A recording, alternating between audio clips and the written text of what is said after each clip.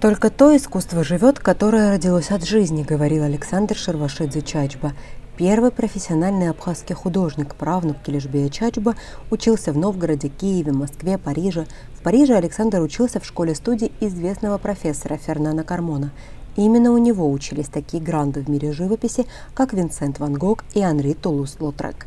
Там изучал рисунок, живопись, композицию, анатомию, различные стили и направления в живописи.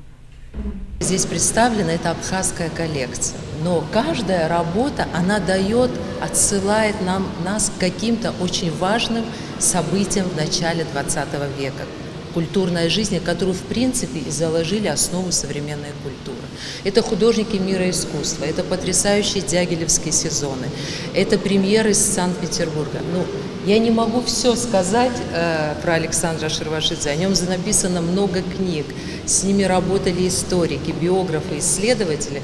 Я просто хочу сказать, что большое счастье, что у нас есть художник, который сделал нас, опять повторяюсь, частью мировой культуры, что сегодня мы можем выставку мирового уровня представить в Абхазии и говорить о ней, исследовать ее,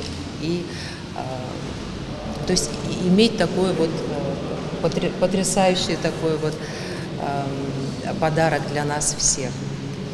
Когда мы отмечали 150-летие, с нами были два очень важных человека, которые сыграли большую роль в сохранении наследия и популяризации художника Шервашидзе. Это, конечно, Демосфен Кузьмич и Боча Аджинджа.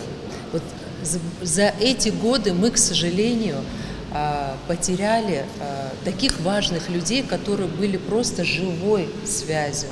И мне даже очень сложно сейчас об этом говорить, потому что мы последний раз встречались все вместе. На выставку, посвященную 155-летию со дня рождения художника, прилетела из Санкт-Петербурга его правнучка Татьяна Демосфеновна Зайцева.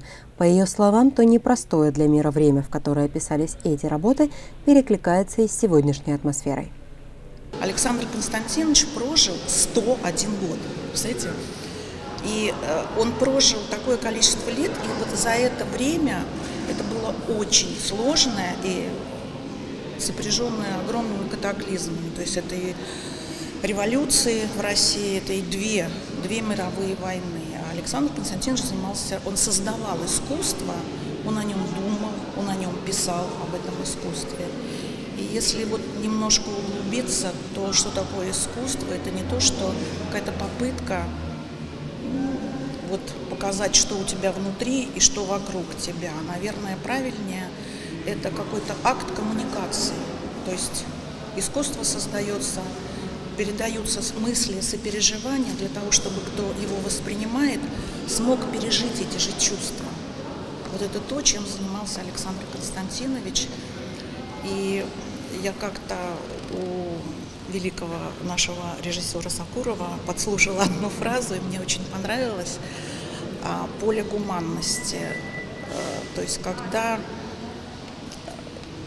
художник что-то создает и хочет какие-то мысли передать своим зрителям, слушателям, смотрителям и так далее, он в первую очередь ориентируется на то, что его мысли, его переживания, человек, который будет это смотреть, он точно так же будет переживать, он будет взаимодействовать с ним. И вот это вот все, в каком-то смысле, это называется поле гуманности. Оказывается, такое, на мой взгляд, неплохое определение.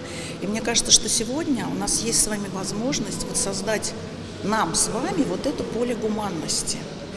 Это более, наверное, ценно сегодня еще и потому, что время у нас такое не очень, чтобы очень. И вот любой юбилей, наверное, как и любой праздник, они не должны быть пустыми.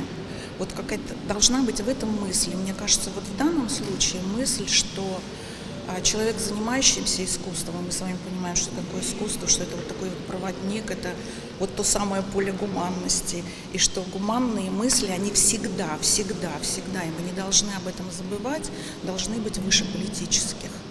Татьяна Димосфеновна говорит, что искусством сама не занимается, а вот ее сын – дизайнер Александринского театра. Александр Шервашидзе Чачба жил во многих мировых театральных столицах.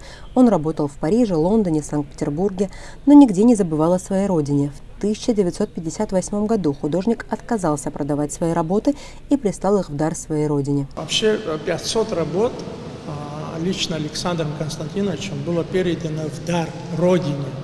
Но так случилось, что ваша родина, Абхазия, тогда относилась к Грузии. И поэтому они половину присвоили, а другую половину нам прислали. Даже больше, чем половину они присвоили. Без помощи Россотрудничества мы бы навряд ли, Министерство культуры навряд ли на это пошло.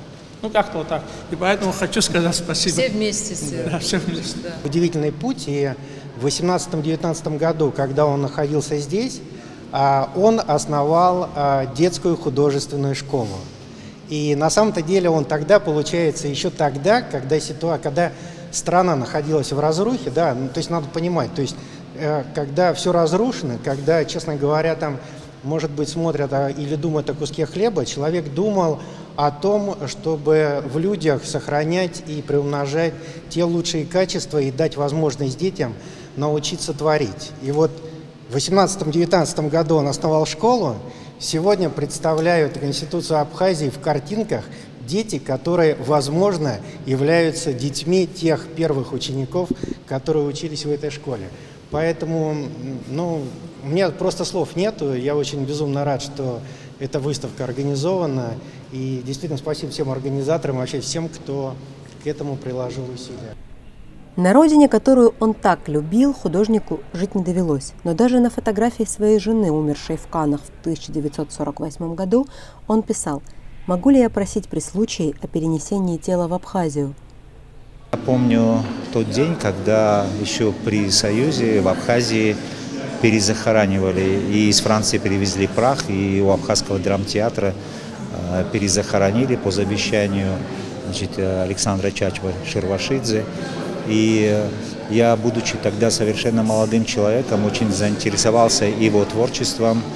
И поскольку я вот хорошо знал и знаю Азу Аргун, она мне очень много рассказывала о нем еще вот в тот период. Поэтому это запечатлилось во мне. И я часто бывал в Петербурге и здесь в Сухуми общался с Бочей Аджинджел, который конкретно занимался вообще творчеством и делал выставки Александру Чачба в Санкт-Петербурге.